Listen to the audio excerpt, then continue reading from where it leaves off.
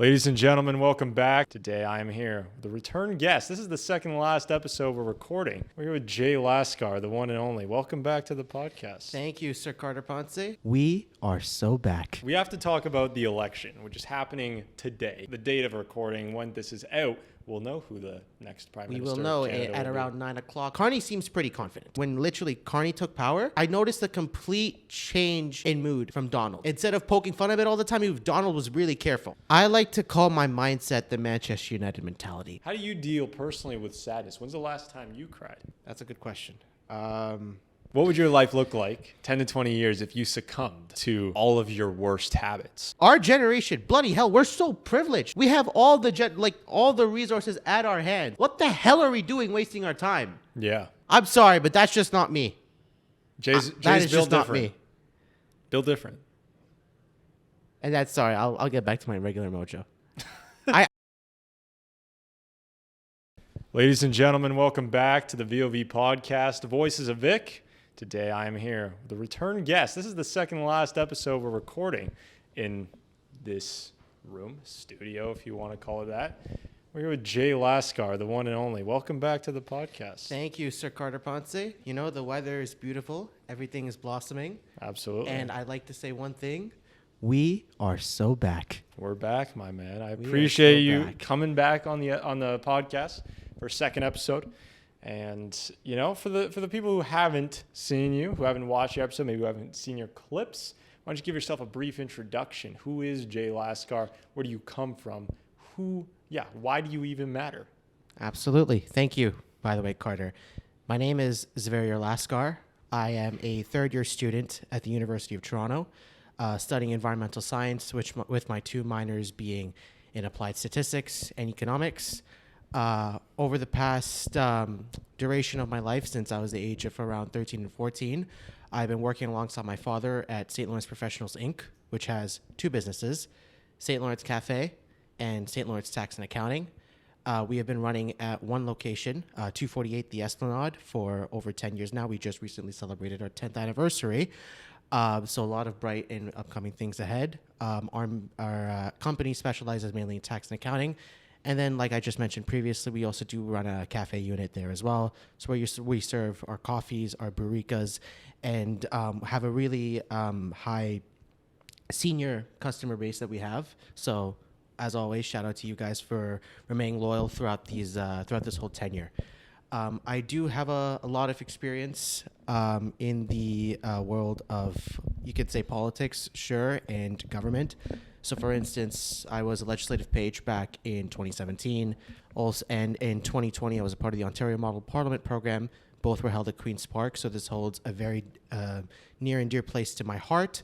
And then I also worked with a few MPs, volunteered with a few MPs during my time back in the days. So I have a huge range, although many of you might think rather that I'm an envirosci student. I also, have some experience in the political realm and also in the accounting realm with the context of my work with my family business. And for those that have saw episode 74, you might have had an insight into my life and as to my views. And in this part too, I'm hoping to, continue and answer any questions that Sir Carter Ponce may have for me. So looking forward. Absolutely. Stick around for this episode. It's going to be a great one. So we have to talk about this. First, we have to talk about the election, which is happening today, aka Yes.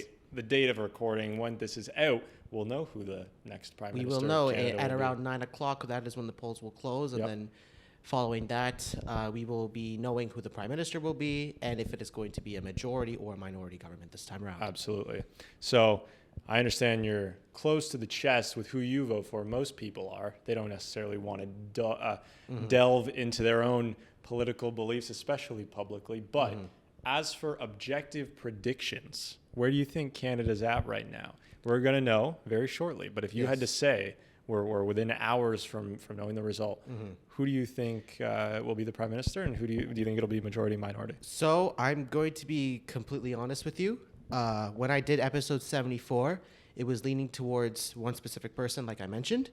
Now it is, I would say, it's almost down to the wire. Even though the Nanos polls that I've saw recently say that Mark Carney is expected to be the prime minister.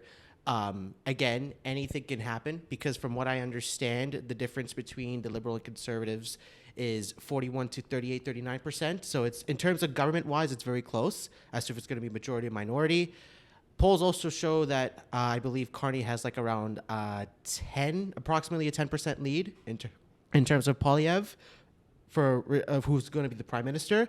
But then again, when it comes to election day, just like when Man United plays any game, anything can happen. So we shall see what happens, and we shall see who the people want in this democracy of our country. Absolutely. It's going to be very interesting. For some reason, maybe not for some reason, but a lot of people are most concerned with how Canada's next leader is going to handle the turmoil and the relationship that's currently in collapse with the U.S. Mm-hmm. Who do you think would do a better job at managing that problem? That's a good question. Wow. Okay, we're going into it. I am going to be honest with you. And again, just to clarify to the viewers that are watching, this is coming from a neutral standpoint based on observations. Yeah. All right. Look at Mark Carney, for example.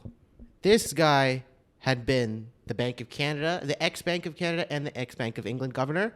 He also worked with the Trudeau government during his term in power, and also he was a special envoy with the United Nations. I believe it was around climate change and finance, and also his previous work at Brookfield, and also he has a really good academics an academic record, at least from what I understand, albeit what people will say. So from the looks of things, Carney seems pretty confident. This is just my opinion, because I remember when Trudeau was in power, the president at the time literally just was poking fun of it all the time, and Trudeau took it really personally, right? As any leader would, right? Because you're literally attacking our country and our sovereignty, which is not nice. That's complete utter disrespectful, especially when you're supposed to be a country for a long time that has been helping us. To stab us in the back is quite unfair, disrespectful. Trudeau took it a little bit emotionally, in my opinion, but when Carney took power, it was I noticed a complete change in mood from Donald. Instead of poking fun of it all the time, Donald was really careful. So, because Carney's what I noticed is very cool-headed, very calm, and to some extent, I would say stoic, in my opinion. So, in terms of moving forward with the U.S., I think Carney would be decent. I also think that Pierre might have some good stuff too, just might. But for the most part, I think I think Carney may be the man to go. Okay, there you go. Very interesting. To you personally, what is Canada's main concern on the 2025 ballot? For me, what it looks like people care about most is the relationship with the U.S., but do you think that's the biggest issue? Do we have other things in this country that Xavier or Laskar, personally as a voter, would be I want this to see fixed? This is my main issue. Thank you for the question. So, like I did mention in episode 74, we do, and I do carry this, the high costs of living, high costs of rent, and high costs of groceries and other expenses that we have to do, because I noticed since 2020, a lot, because of the huge shift post-COVID, and especially because we were in the recession phase, a lot of people were struggling financially. And like I said, a lot of businesses had to close. So it's a rebuild. The economy still, I feel is in a rebuild. So we want, the main priority, I would say, is to make sure to look, like I said in episode 74, to look after the youth's main concerns, primarily around those economic tenets that I mentioned. But to also make sure we continue to maintain our reputation, especially, also towards climate change as well, because everyone looks at us as a leader, and there are some stuff in the climate metric that we can, improve on. So they're also concerned about that one, because climate change is a very important topic to our generation as well. So I feel like that's another concern too. Those are the two main things that us voters of my age are really concerned about, and also to make sure that, finally, one last thing, that the leader actually lives up to their true word, because leaders during their campaign trail, they can make a lot of promises, right? But sometimes they can miss certain things because they put priority over others, right? Due to basically the demand or the urgency of such matter, which is understandable. Don't get me wrong. But at the end of the day, we want to make sure that the leaders truly live up to the word and get the job done. Yeah, there you go. Now, another quick message, disclaimer. I'm dressed this way because on episode 74 with Jay, I was wearing a t-shirt with jeans and a zip-up hoodie, and he came in super sharp, just as sharp as he is today. So I thought, I'm not going to get outmatched by this guy back-to-back times in the clothing game. Now, I don't often wear this jacket, but This is a lovely outfit that you have. Thank you, sir. Sir Ponce. For this episode today, I thought I would get to your standard and we'd have a fantastic conversation. Salute. It's going pretty well so far. I wanted to bring up another thing. Oh, it was relating to elections. That's right. You were worried, not worried. You were saying that we want our leader to stick by their word. It's easy to make promises on the campaign trail. Do they actually live up to it? This is something that people have been bringing up for decades and decades. This is maybe even longer than decades. This is centuries long of leaders making promises, gaining the trust of their fellow citizens, and then not fulfilling on a lot of the key ones that they made. For you, as someone who's interested in politics and who's done some work with MPs, as you were mentioning, does the idea of running for prime minister ever interest you? Do you think that the way to, create the world you want to live in, is that really through public service like politics, or is it through the private sector, starting a business? It's very, very opposite. I think we talked a little bit about this in our first episode, this idea of, working for your parents' business and seeing like the grind that comes there compared to work in politics. It's a little bit different. Mm-hmm. Thank you for the question. So, I'm not gonna lie, kind of did cross my mind in the past couple of weeks. But at the end of the day, I'm 20 years of age. I want to build myself up to the capacity where I feel like I'm going to be ready, and not just start prematurely without a proper agenda, let alone without proper preparation for the constituents that I'm going to serve and for the people that I'm going to serve. So what I want to do is I want to build a foundation first where I can, start to cement my legacy. And then once I can build that castle up to the top, and when I feel like I'm ready, strike. When would that happen? When would that happen? What has to happen for you to be ready? You say, I need to get ready. For you, when you're thinking like, all right, what's my plan? What's my life plan? What's my mission? Yeah. What do I need to feel ready to run for prime minister that I don't have right now? What would that be? So number one, definitely continuing to build the business first, and expand it even more than what it is in its current capacity. Number two, continuing to volunteer with MPs and talk to the people to see what they want. Accumulate some sort of idea as to how to go about it, devise a plan. And then in terms of, you mentioned timeline as to when to start. That's a good question. Again, like I said, I don't want to start within 2-3 years, get right away and becoming an MP. I do want to give it some time. So honestly, I guess we shall see maybe in the next 15, 20 years, what happens. And hopefully we can, in a part 3 or part 4 or part infinity, we can discuss as to how that's going. Absolutely. Maybe if you get into Ottawa, we'll do an episode right there, right at the Parliament, VoV, Ottawa edition. Wouldn't that be lovely? That would be wild. So that's very interesting. You are in third year. Yes, sir. And are you going to be graduating next year then? So from what it stands, I'm going to think about taking an extra year to graduate in 2027. Yep. And the reason why I say this was in first year, I was taking 5 courses and 4 courses. Now that's a tragic mistake to make because I didn't realize how extremely burned out I would feel by taking 5 courses. I had to end up late withdrawing 1 course and taking that at St. George in first year summer. And it takes time to find one's flow and one's mojo. So initially I remembered first year it started 5 technically, which came to 4. So 4 and 4. Second year, 4 and 3. And then of course each summer, first year, second year, I took 1 course. And then I was like, when I reached third year, because I took chemistry for 4 months, as I mentioned in episode 74 at UTSC, I felt so burned out and tired. And at the same time, I needed to help expand the business, like the personal business growth, considering that we were reaching our 10th anniversary. And we were having, our clientele was increasing since episode 74. So I'm glad I had the chance to talk on your platform. Grateful for that opportunity. So all those factors, into my mind, I've decided to do a 3-3 split. Now, don't worry, it's not going to get 2-2 split. That's not going to happen. I'm going to make sure that there's a decent amount of balance such that I'll be able to graduate, as soon as I can. Yeah. Awesome. Okay.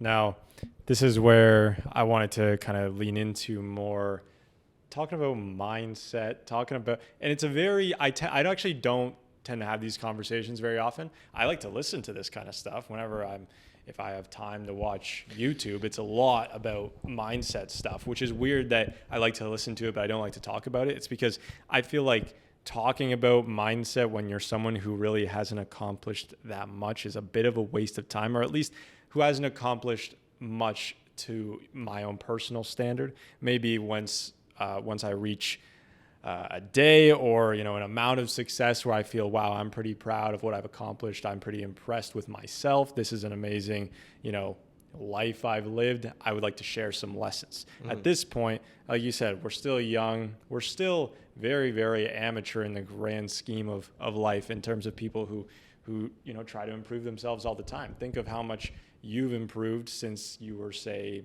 18, 16 years old. Imagine someone who's gone from 20 to 40, dedicated and committed to improving themselves every day.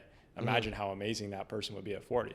So us here at 21, 20 years old, I think it's kind of a waste. Now, with that entire disclaimer, the reason that I even want to bring it up is because it's a very unique stage of life for me personally. I'm at a stage where I've officially finished my last exam. Today's Monday. Congratulations. Thank you, sir. Monday, about 5:30 p.m. What time is it? It is around 5:31. Perfect. So 5:31 p.m., April 28th, 2025. I am in a unique stage of life. And I'd like to go back on this sometime in the future and think, how did 21-year-old me think? Maybe even my son one day is going to be in my position. Maybe if he goes to university, I feel university could be completely dead by the time my kid's 21. But if he's in that stage, he's like, all right, let me compare my current standing, the way I think, this is my son speaking, with my dad. How was he thinking at that time? How was the world different at that time? Because think of how valuable it would be if your dad had a video recording taped, whether it was with a conversation with a friend, like just chill, authentic, like we're having now, or even just talking to a camera and seeing like that side-by-side contrast of 21-year-old me versus my 21-year-old dad. We don't really have that because our parents, their era, video cameras were not huge. Not everyone had a phone in their camera in their pocket like they do now. So once again, I think this could be a valuable discussion about why we care about work, why you specifically care about improving yourself. What does it mean to improve yourself? A lot of people talk about it, but when you're actually, living your life, how is the growth mindset, that's a very common term, but that's basically what we're talking about, the growth mindset different than, the mindset that people who don't think that way have? Thank you. I like to call my mindset the Manchester United mentality. And let me give you a spiel or a reasoning or summary as to why. When Man United first started off, they were suffering poorly. They didn't get as much trophies. They were struggling to get promotion. And then afterwards, Sir Matt Busby came in. They won a bunch of stuff. The Munich air disaster happened. They lost a lot of players. And the team wasn't performing so well up until Sir Alex Ferguson came in. And since Sir Alex Ferguson came in for, what was it? I think he was around 20 or so years. I could be wrong, but it's around 10 to 20 years he was there at the club. Maybe 30. I'm not exactly sure at the time of this recording. But from what I understand, he won 20-plus titles, a lot of Premier Leagues, some Champions Leagues, some FA Cups, some UEFA Europa League, or they called it the Euro Cup at that time. But it wasn't easy. And I'm an avid Man U fan. The thing, what I'd like to do, you see, everyone, and including our society, I'd like to say, we all like to rush through this as fast as possible because with the current economic state of the world that we're in right now, we all have to hustle. I get it. That's completely fine. You mean rush through life? Yes. Okay. And, achieve all the cars, all the money, all the wealth, et cetera, et cetera. I totally get it. I totally understand their standpoint. However, I like to think of things in terms of the long run. If you do not have a long run plan, the whole fortress that you've built is going to crash. So I like to start out things slowly, meticulously, and surely. So for instance, if I need to improve myself physically or aesthetically, I'm going to, do my own research and see what stuff that I can improve in, how I can improve my gym routine, et cetera, et cetera. If I need to improve financially, then I'm going to work even like a bit more harder at the cafe, do more clients, and see what business stuff that we need to improve on to make sure that we succeed, surpass, instead of just meeting the threshold, that expected threshold that we want to meet. Because at the end of the day, they say the slower the steady wins the race, right? The turtle always wins the race over the hare, even though the hare may think, they're going to win first because they're fast, because the turtle is bulky. Eventually, the hare's going to run out of gas. The turtle, because it's slow, has a bit more energy with them to reach the finish line. Again, it's not about the time. It's about how you get there. So I want to make sure I devise a plan that I can trust the process. And number two, that I know for certain that if I put my work in the short run, I know in the long run something great is destined for me. And it's also written in the Quran too. Have patience in God, trust your own self, and you have something great waiting for you there in the long run, that is. There you go. Maybe I shouldn't say who. When did you start thinking like this? What happened? Was there a shift in your life? Was there a specific moment? Was it more gradual? Like, yeah, I'm just getting into the world. I've had certain experiences. Maybe like I had some times in life that didn't really feel the best, and I had to kind of fix my brain to be happier or to be more fulfilled, feel like I'm doing something useful. Yeah, perfect. What happened? I'm going to tell you exactly the time that it happened, March of 2020. So, COVID. Yes, COVID. Exactly COVID when it started. So when COVID started, we had some time off before school restarted back, to basically online. So we had like some time off after March break. I looked at myself and I thought, gee, there must be some stuff that I do seriously need to change in order to make sure I do reach that long run destination that I strive for. So what I did was I built like a regimen or a routine just to get back to that discipline. So for instance, when I wake up, went to sleep, went to study, and went to go outside for breaks and for physical exercise.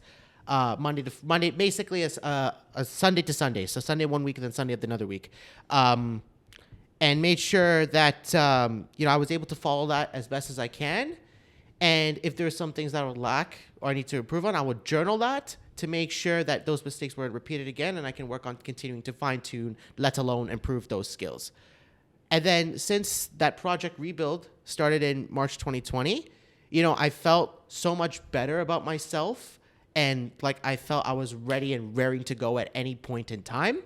That said, obviously, high school and university is like two different ballparks. So for instance, in first year university, before I entered first year university, I went through another same phase like I did in March 2020. And I told myself, okay, how do I elevate or improve my mentality to make sure that I'm ready for what's to come ahead of me?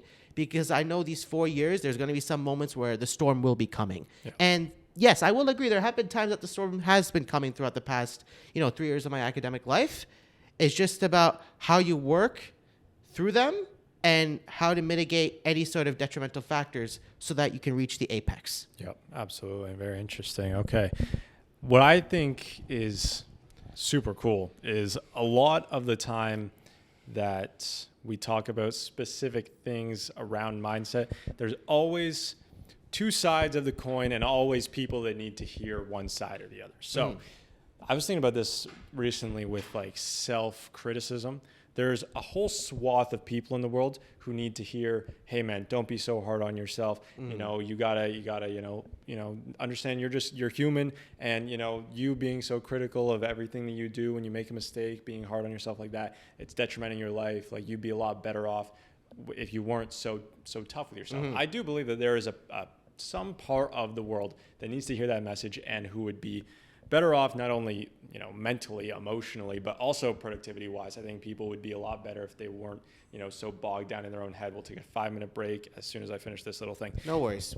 And there's another side of the world who needs to hear the complete opposite. They need to be hearing that you need to be harder on yourself. You have no standards for yourself. Look at you, you're a mess. You're not achieving anything. You're not working that hard. So when it comes to mindset and when it comes to kind of where my head's at, getting ready to, enter the work world. I guess I'm no longer a student now. I guess I haven't officially graduated, but in about Like a graduate designate, basically. yes, Yeah. exactly. Within it's like president-elect until Essentially, they become yes, president. yes. So I'm graduate-elect. Yeah. Essentially, I'll be officially graduated in about 6 weeks. So where I'm at right now, there's a few things I can think of that a lot of people abuse, and it's like you don't actually need that, but I think could actually help me. So some of those things I would say are systems. There are some people out there who just let routines completely destroy their lives because some routines are just useless. Some routines just delay getting you to start doing something important, right? Morning routine, nightly routine. For me, I've realized that there is the only optimal way to get things done is to just get the thing done and to do the work that it takes to accomplish what you want to accomplish. When I look at VoV, this journey of 2.5-ish, just over 2 years, not 2.5, maybe like 2 years, 2 months of doing this podcast, we're over 100 episodes in. I sometimes look back and I'm like, this has not been optimized at all. Like once again, in some ways, yes, maybe I shouldn't say at all. In some ways, absolutely optimized. In other ways, I'm like, there's just a bunch of stuff I could do a lot quicker or faster that I'm not doing for some reason. I've just been kind of, scrapping my way through. I've been editing clips like, when I get free time, and I've just kind of been living my life with that very just get the shit done. You don't need to plan out things all that much necessarily, but the odd occasion where I do, get a very strict routine for the day or a strong schedule of being like, here's exactly what I'm going to do. I'm not just going to try to wing it. I've been super productive. So I think this sounds ridiculous, but I've been able to at least, do as much as I have up until this point without those things. I think I'm going to have to start implementing systems, like real systems, not just like kind of weak, like go with the flow systems. I mean like strong, strict, stay in discipline to this exact routine or motion. I think there's a lot of potential in that. We'll take a quick break and then get back into it. Absolutely. We are back, ladies and gentlemen. We ended on talking about mindset a little bit, talking about some useful strategies to get ahead in this life, and I have a fresh canvas to consider these topics on now that I'm out of school. It seems it's a completely new world for me, which is awesome. But obviously you still think of ways to, achieve what you want to achieve, even when you're in school, of course. For me, it's just a different picture a little bit. So I think we should, expand a little bit more on this, expand a bit more. You gave the reason for why you think the growth mindset is important, why you've adopted it, when you started to have it. Right now, I'm assuming you still consider these things, how to improve yourself in life? Yes, sir. Okay. As of April 2025, where has your head been at in terms of, addressing certain weaknesses, building on strengths? What are you working on right now, to get better every single day? The simple answer, job's not finished. Job's not finished. The simple answer I can give you. The long or detailed answer that I can give you as to why my justified answer, as a justification to my answer of the job's not finished, is that, look, human beings, yourself, myself included, we are not perfect people. There is some scope that we can find within ourselves that we can always continue to improve. Like I said, whether physically, emotionally, mentally, financially. We just got to find that small sector, see what lapses there are, what improvements there are, and how can we continue to look towards the improvements, and if there's anything holding us back, how can we problem solve with that? Because I'm a problem solver, an active problem solver. So how do we find ways in order to solve that outstanding problem to make sure it doesn't affect us going forward? Yep. That's good. Learning, education. This is another thing that we can talk about for sure. Absolutely. This is contributing to growth as well, improving yourself as learning new things. And even though I'm graduated, obviously learning is never over. You learn for the rest of your life, ideally. You should, you want to expand your mind, hopefully for a very long time. Maybe I'll reach a certain age where I don't care to learn anymore. But at this point, I'm super excited to still learn after I've graduated. For you, you're obviously still at U of T, but do you try to learn outside of university? And if you do, what do you try to pick up on? Like, what skills, what information, knowledge are you learning not related to your courses, if there is any? Languages. So, for instance, us high school students in Ontario, we learn French as well.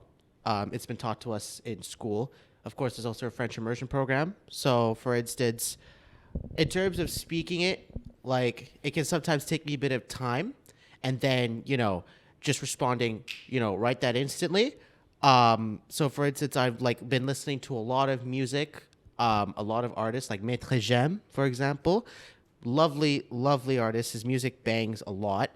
Really hits good for the gym too. So listening to his music and then also learning some Spanish, some Italian, and again, like I mentioned, music, la música, or simultaneously watching movies. Like for instance, with Italian, I like to watch a lot of TLN. So TLN is basically or Tele Latino Network, what basically the name is, has a bunch of Latino content, but at the same time, it has a bunch of Italian content as well. So at nighttime, there'll always be a bunch of Italian movies with English subtitles in them. And then what I would try to do is I would try to learn the dialect and understand the dialect, of course, knowing what they mean because of the subtitles that are given.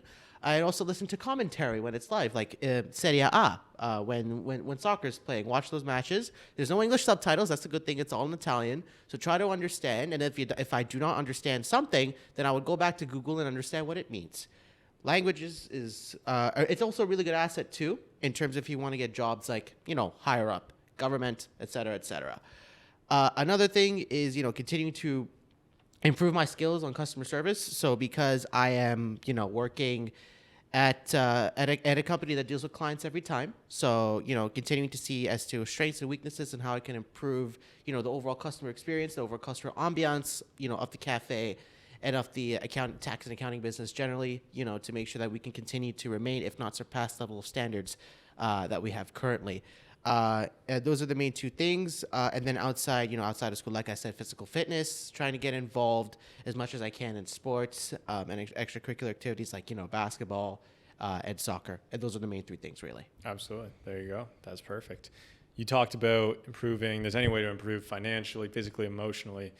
Something that I do want to get into. I want to learn a bit about what you think is improvement emotionally, because I don't think about this really ever. We're getting to a lot of stuff, talking about a lot of stuff that I don't normally talk about. As we should. Exactly, 100%. Some new conversation. Mindset, rarely ever.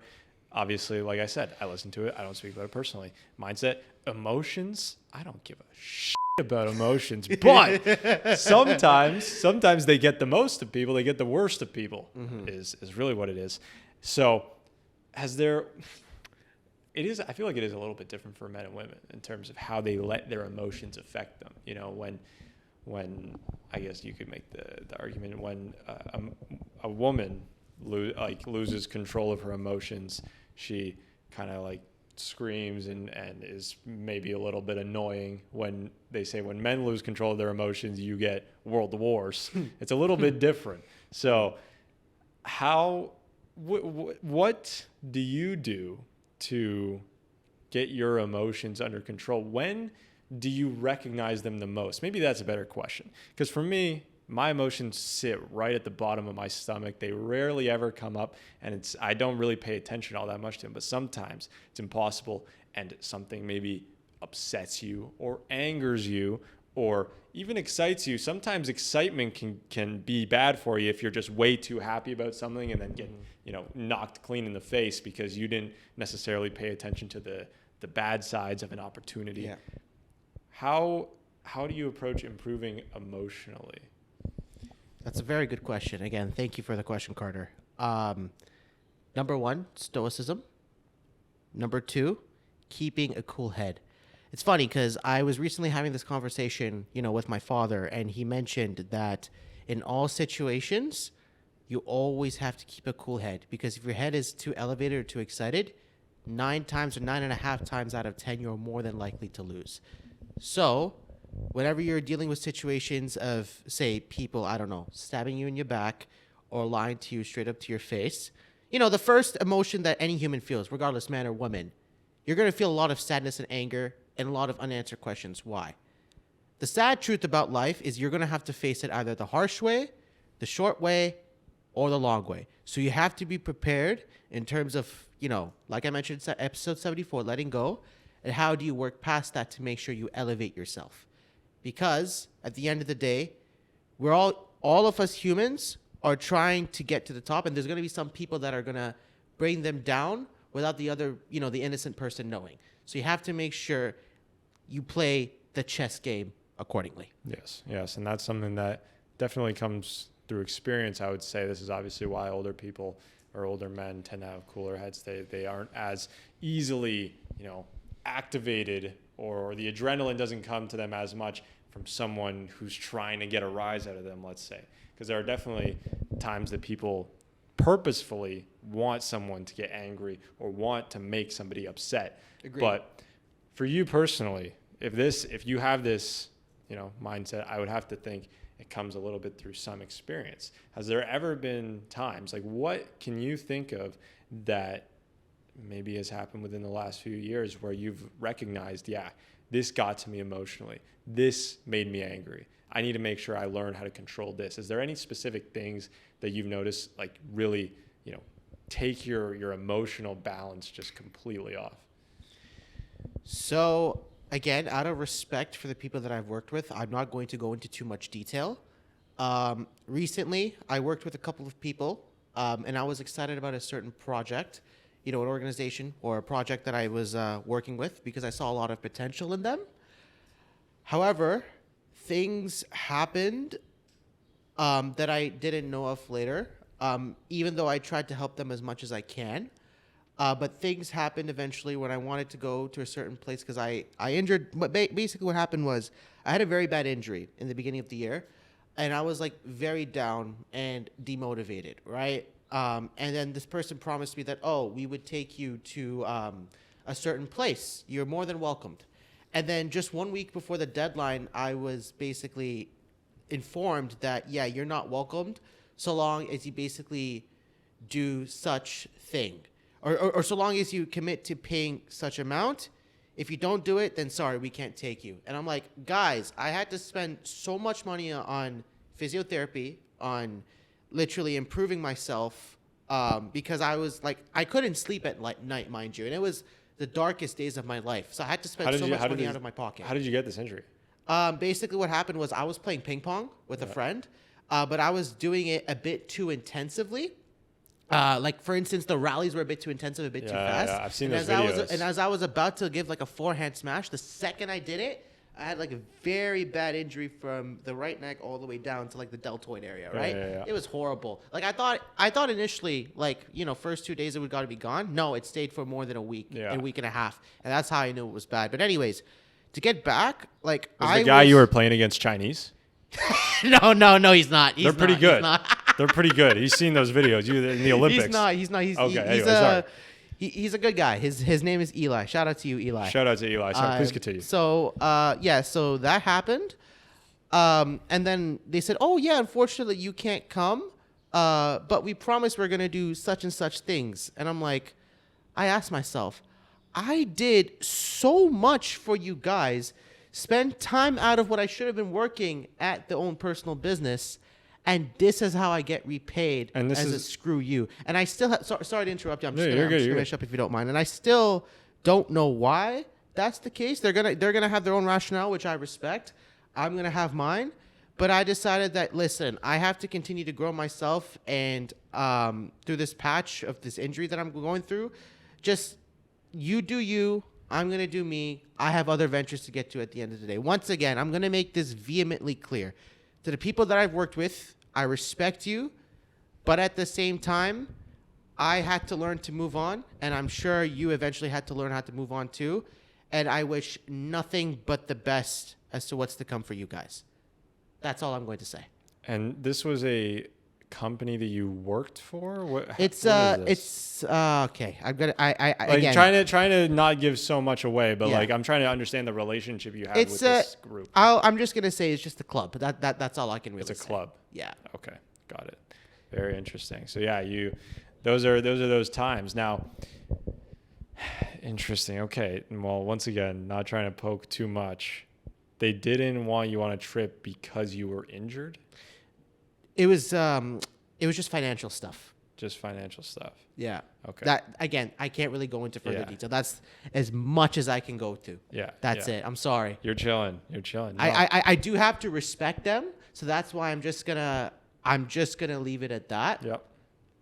And that's about it. Okay. There you go. Out of So I'm doing this out of respect. Like if this was someone else, they would have been not level-headed. But again, I preach stoicism, coolness of the head, that is, and just respect Yep. of others, regardless of what happened in the past, because I know they'll move on and they'll improve. Yep. I believe they will. Yep. That's why I'm not going to talk too much about detail out of respect for these people. I hear you. Coolness of the head.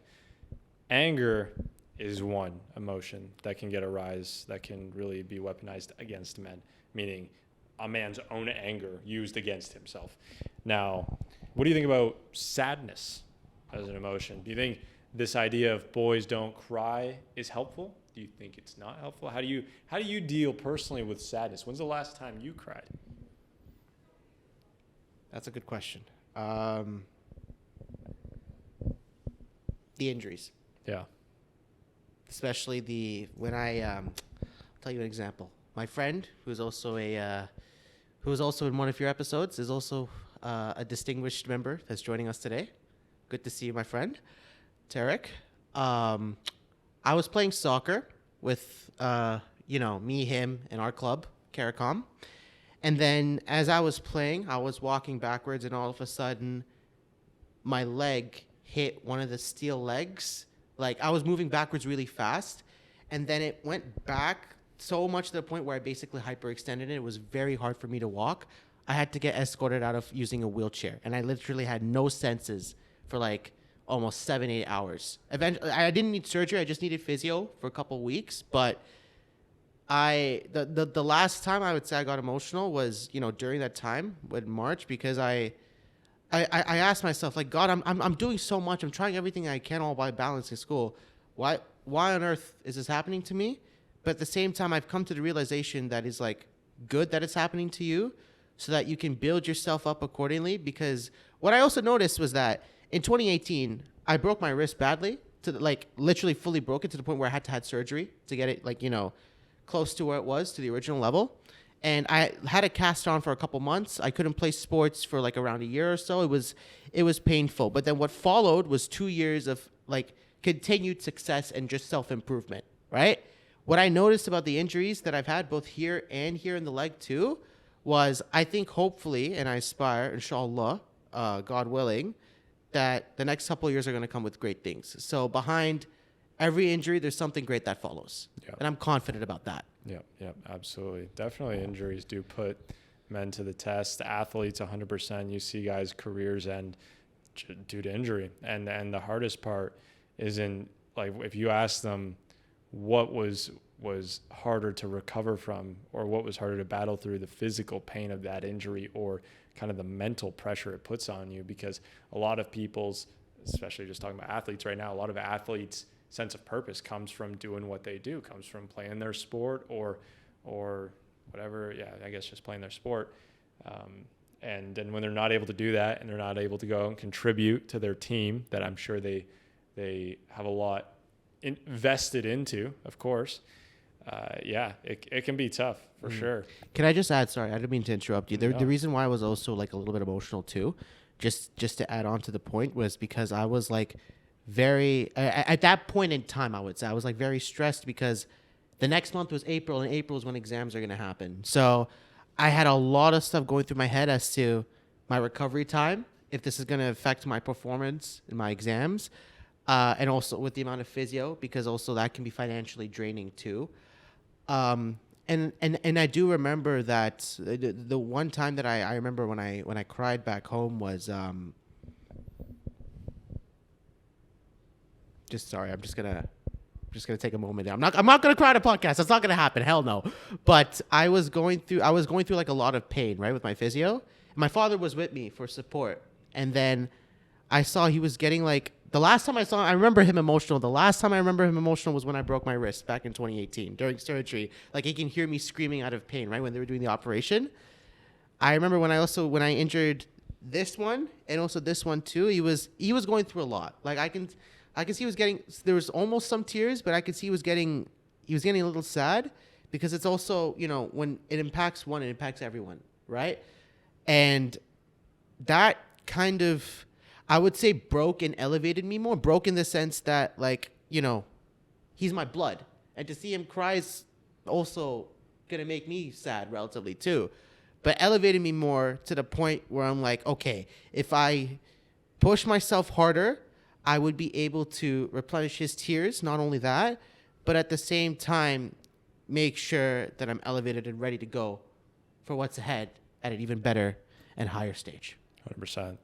We talked earlier about being ready for, you know, beginning a career in politics, what it would take for Jay to be ready to run for MP. Another very interesting topic, talking about preparedness, something that I've been also considering more because I'm out of school. And not too long ago, people started families at my age. People were getting married and having kids at 21. So I'm not too, you know, far removed from thinking that's a good idea either. Like there are definitely guys out here who'd rather wait till they're 30 or women even who'd rather wait till they're 30, which is probably worse because they got a biological clock. Dude can be a dickhead and clown around for a little bit. Well, it's a little bit harder for the girls to do that. But no, I feel like there's nothing stopping me other than obviously getting married and getting money. Yeah. The two important M's of starting a family, I guess.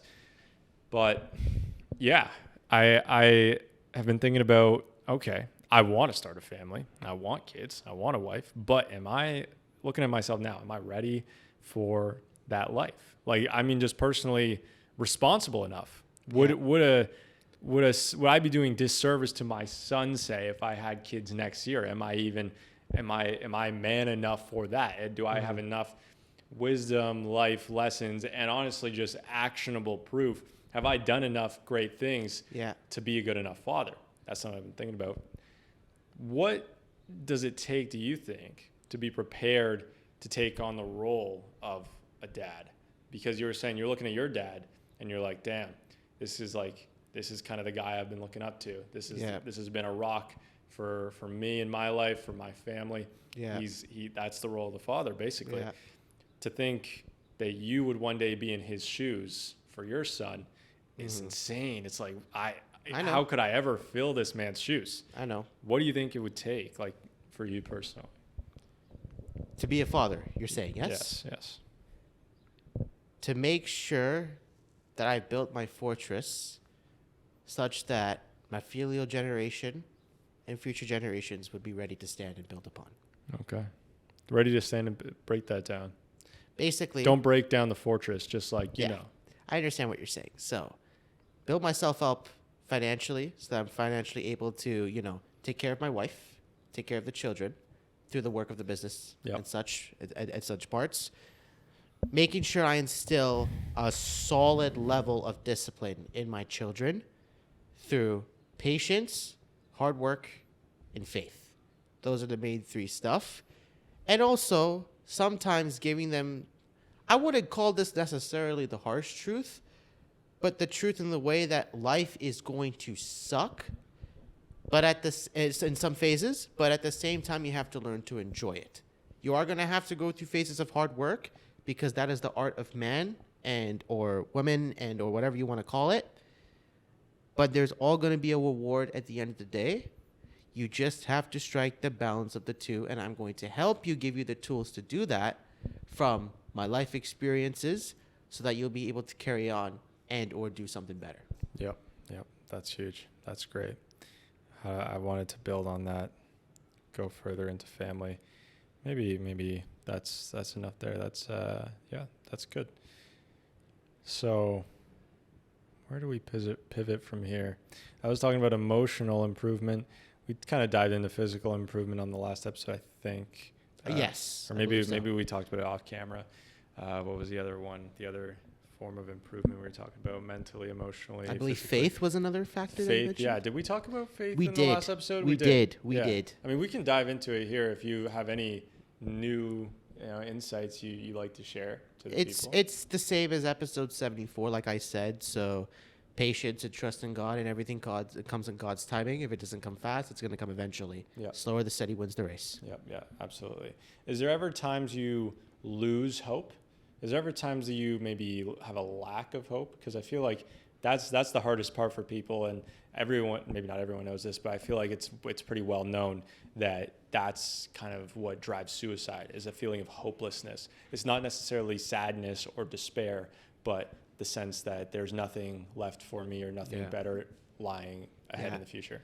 Carter, I cannot lose hope, because with God comes hope. If I don't have God, I have no hope. Absolutely. As simple as that. Yeah, that's a good answer. I think that's very important. That's very important to have that relentless, undying, and infinite optimism about life. Because even if it's not true, that belief makes life more bearable, Yeah. And anything that,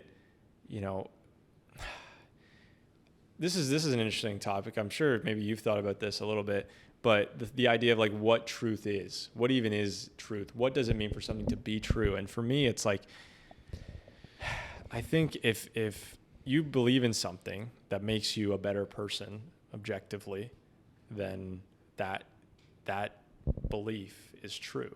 That thing that you believe in is true. Do you think that there's a better definition of what truth might be? Why define truth as anything else than, the beliefs that make us better people? The things and the way we conceptualize the world. I think the definition of truth as it stands is all right, but you did allude to something about modifying it potentially. So, yeah, I can add something in terms of modification. Truth in the sense of being true to yourself, to oneself, to your partner, to your family, to your kids, and most importantly, to your God. Because if you're not truthful to one, any, or all of these factors, I'm sorry to say this, the long run is not going to look bright for you. If anything, it's going to look bleak. Because you're thinking, oh, I'm going to be clever by not being truthful to this and such person. It's going to come up to you. And then you're going to be like, crap, why didn't I do something about it sooner? Yeah, 100%. That's another fun discussion to have.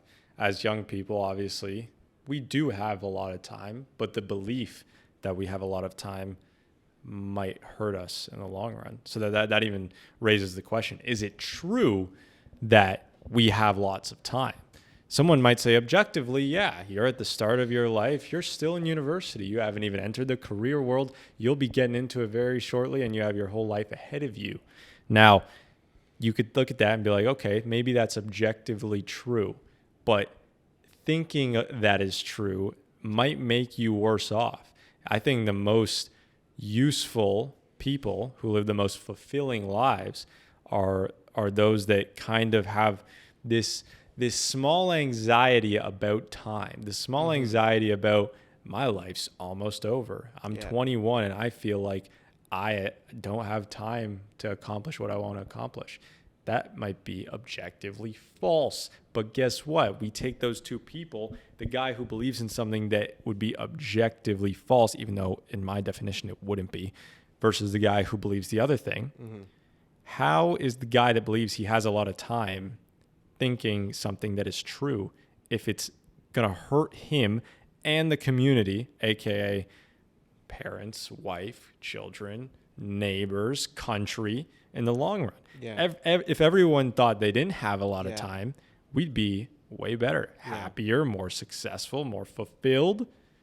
This is an example of how to operationalize truth. Yeah. And to add on to your point, I'm just going to say this. In this world, you cannot afford to be lethargic. It is as simple as that. There is literally no excuse because heavy is the head that wears the crown, they say. Everyone is going to come for your head, and you cannot give them that scope to. Simple as. Yep. 100%. Have you had people try to come for your head, Jay? Good question. Some, yes, but this is part of life. Yeah. The more older you grow and the more you outreach to people, the more there's going to be a lot of people that are going to, work behind your back to see if they can try to take you down with XYZ bull crap. Excuse my language. At the end of the day, you know what you did. You know what one did. I live my life, again, like you mentioned just a couple moments ago, truthfully, without any harm doing, without any wrongdoing. And of course, everyone has every right to question other people. I cannot lie to others. That is something I cannot afford to do. Anything I say is the full truth and is only the truth. Nothing else to that. You cannot afford to compromise with your ethics. Because like I mentioned previously, if you do compromise with your ethics, especially with yourself and with your family, it's going to look bleak in the long run, and it's going to cost you loads. Yeah, 100%.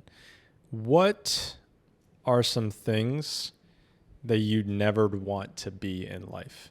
I'm not talking objectively, like I'd never want to be a school teacher or a police officer. I mean, if you had to see, we spent a lot of time.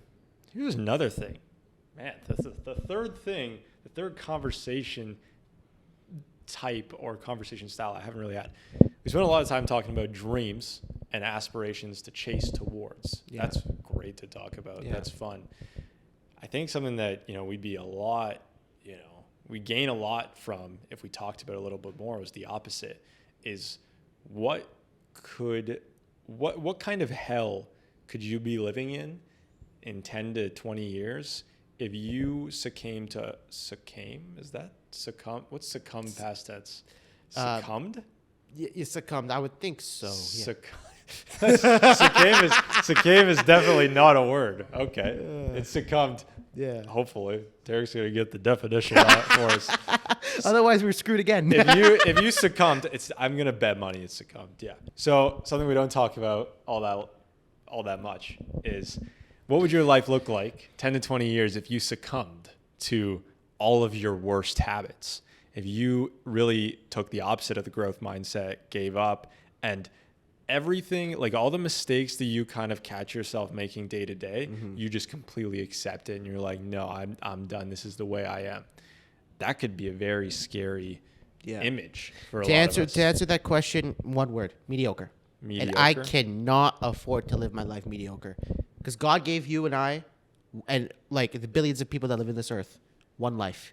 We have to make the most of the resources that we have. And listen, our generation, bloody hell, we're so privileged. We have technology, we have books and literature compared to, the previous generations that don't have much. We have all the resources at our hands. What the hell are we doing wasting our time? Yeah.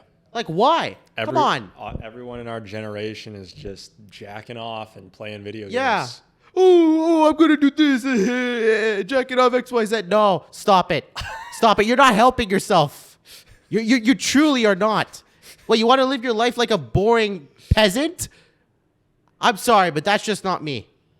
Jay's built just not me. Built different.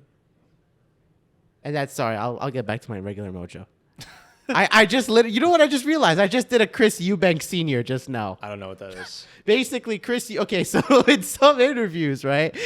They were recently with when Eubank fought Ben, Eubank Jr., his son fought Ben. Senior criticized Junior for certain actions that he did. Basically, one of them throwing an egg at Ben. And because Eubank comes from, an older generation, what happens is that they're brought up differently with respect. Yeah. And the egg throwing is not much professionalism. So what Eubank Sr. was basically doing to Junior was showing him some accountability. And that's what I'm basically doing to the generation that we have right now. Yeah. And to the people watching this. Have some accountability for yourself and make sure you go to that apex. Because I believe in you and God loves you. Fantastic. Jay, is there a final conversation we have not had? It might be a while till we do a part 3. So I want to make sure that if there's something we haven't touched on, that we touch on it now. It's really simple, and it pretty much echoes what I said in episode 74. Trust the process, believe in God, and love your family to death, regardless of the good times, regardless of the bad times, because the storm is going to come, sure. But at the same time, it's how you work through that storm to reach that level of sunshine and brighter days ahead. And one final message that I'd like to give is that flowers cannot fully blossom if there is poison from within. You want to make sure you are that beaming flower that stands out to all the butterflies, all the flora and fauna that exists in this earth. So it's really up to you. It's your life. It's your choice. Do you want to be that beaming flower, or do you want to be that weed that gets stomped on the ground? It's up to you.